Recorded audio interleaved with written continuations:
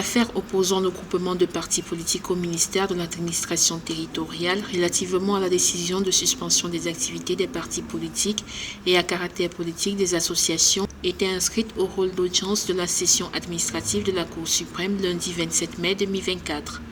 Le délibéré a été fixé au 10 juillet 2024 selon un média local. Pour rappel, le Conseil des ministres avait adopté un projet de décret portant suspension des activités des partis politiques et des activités à caractère politique des associations.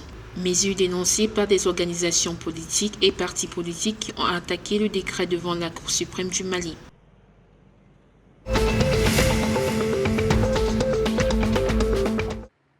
Le vice-président de la République du Ghana et membre du nouveau parti patriotique, Mahamadou Bawumia, a exposé son plan pour lutter contre les dépenses publiques, soulignant la nécessité de modifier la règle budgétaire. Cette dernière, qui plafonnait initialement les déficits budgétaires de 5% du PIB, a été temporairement suspendue pendant la pandémie de Covid-2019, afin de faciliter une gestion efficace de la crise. Cependant, Mahamadou Bawumia affirme que le cadre actuel en matière de déficit budgétaire ne dispose pas de moyens nécessaires pour contrôler les dépenses publiques. S'exprimant lors d'une réunion avec le Congrès des syndicats à Accra au Ghana, l'homme politique a proposé une révision de la règle existante. Selon sa proposition, le déficit budgétaire serait limité à 105% au maximum des recettes fiscales de l'année précédente.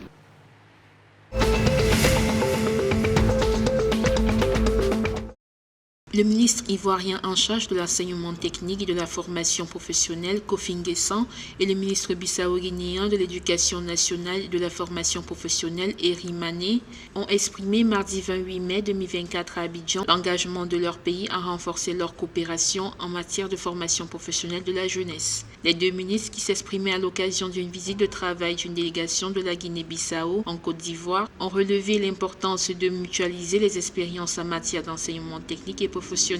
Le système dénommé École de la deuxième chance, initié par la Côte d'Ivoire, est un programme conçu pour résorber le stock de diplômés sans emploi, d'élèves déscolarisés et de personnes mal insérées en activité.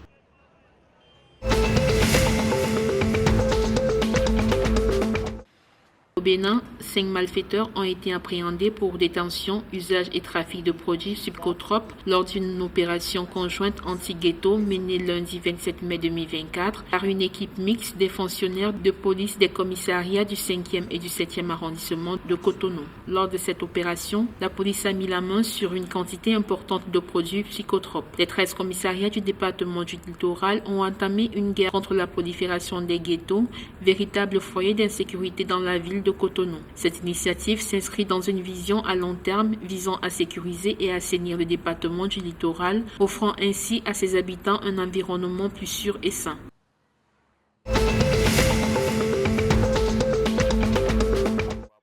Les éléphantaux de la Côte d'Ivoire se sont inclinés face aux étalons du Burkina Faso 3-1 mardi 28 mai 2024 au stade de l'Université d'Accra au Ghana lors de la finale du tournoi des jeunes de l'UEFAOB catégorie U17. Les étalons cadets remportent le trophée en totalisant le long du tournoi 4 victoires et 1 match nul. Pour avoir atteint la finale, les deux équipes participeront à la prochaine Coupe d'Afrique des Nations des moins de 17 ans qui se jouera en 2025.